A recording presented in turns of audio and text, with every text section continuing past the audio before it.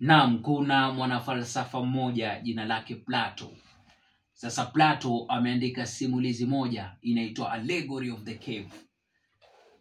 Kwamba kulikuwa na watu ambao walikuwa ni wafungwa, walikuwa wamewekwa katika pango fulani. Na katika hili pango wafungwa hawa walikuwa wamefungwa kwenye miguu, kwenye mikono na kwenye shingo. Hawakuwa wanaweza kutizama kando, wao walikuwa wakiweza tu kutizama mbele. Sasa ndani ya lile pango kulikuwepo na moto. Sasa ule moto ulikuwa ukitumika kama vile mwanga wa wale wafungwa ambao walikuwa wakiutumia. Sasa wakiwa pale ndani, wale wafungwa walikuwa wakiona vivuli vya vitu tofauti tofauti. Walikuwa wakiona kivuli cha tembo, kivuli cha swara, kivuli cha sungura, kivuli cha ndege ainati. Sasa wale walikuwa wakijua wale viumbe walikuwa ni vivuli tu. Sasa siku moja ikatokea kwamba mfungwa mmoja akatoka ndani ya lile pango. Na alipotoka ndani ya lile pango, kwa sababu lile pango walikuwa wamezoea giza, ule mwanga wa jua ukawa umemchanganya. Kwa hivyo akawa hawezi kuona vizuri kwa sababu ya ule mwanga wa jua ulikuwa ni mwingi. Na baada ya muda fulani akaweza kuuzoea ule mwanga na akaanza kutembea tembea kwenye msitu, na kwa bahati nzuri akaweza kukutana na wale wanyama na kuwaona kumbe wale wanyama walikuwa ni viumbe halisi.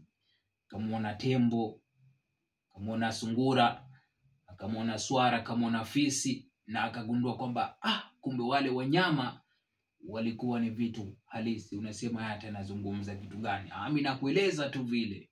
Mimi nakueleza tu. Sasa yule bwana akakata shauri kwamba akirudi pale kwenye pango ataweza kuwaeleza wale wafungwa wenzake kwamba kumbe hivi vitu tunavyoviona ni vivuli vya vitu halisi.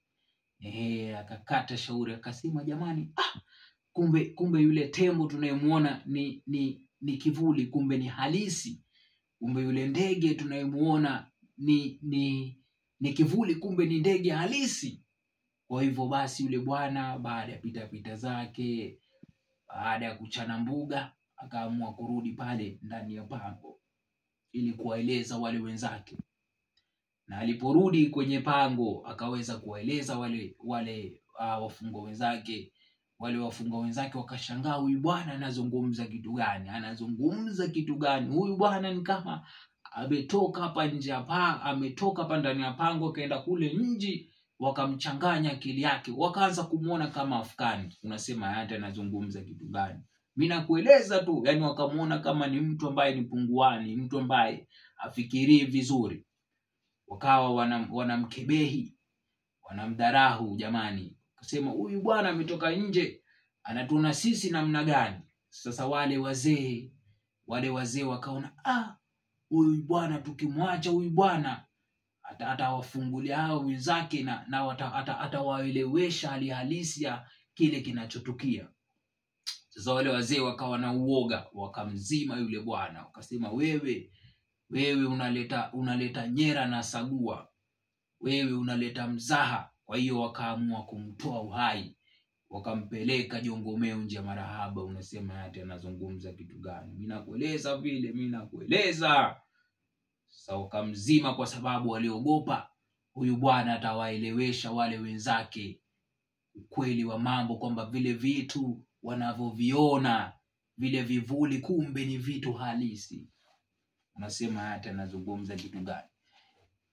Sasa hii nadharia hii na simulizi hii hata tunaweza tukaitumia katika maisha yetu ya kila siku. Hata kitambo utagundua wale watu ambao walikuwa wakifundisha watu, wale wana falsafa, hawa ni walimu, hawa ni wahubiri ambao wamekuwa wakiwafundisha jamii, wakiwaelimisha jamii vile vitu vinavyotukia. Na kwa sababu wale wazee ama wale viongozi wanajua kwamba hawa watu wakiachiliwa wanaweza wakabadilisha mitazamo ya watu. Ukiwaangalia kina Thomas Sankara waliweza kuzimwa kwa sababu ya msimamo wao, kwa sababu walikuwa wakielimisha watu mambo hali halisi ya jinsi mambo yanavyopaswa kuenda. Ukiangalia kina hata Yesu Kristo walimzima kwa sababu wale Wafarisayo waliogopa kwamba Yesu alianza kupata idadi kubwa, kwa sababu Yesu alikuja na mafundisho tofauti na alikuwa